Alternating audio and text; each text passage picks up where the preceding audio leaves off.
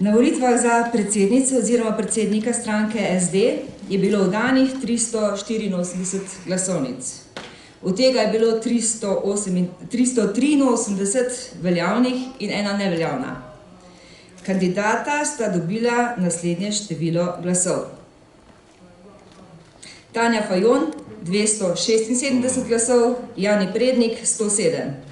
Komisija ugotavlja, da je kandidatka pod zaporedno številko 1 Tanja Fajon v skladu z 12. členom poslovnika prejela več kot polovico veljavnih glasov in je izvoljena za predsednico Socialnih demokratov. Tanja Fajon, čestitamo!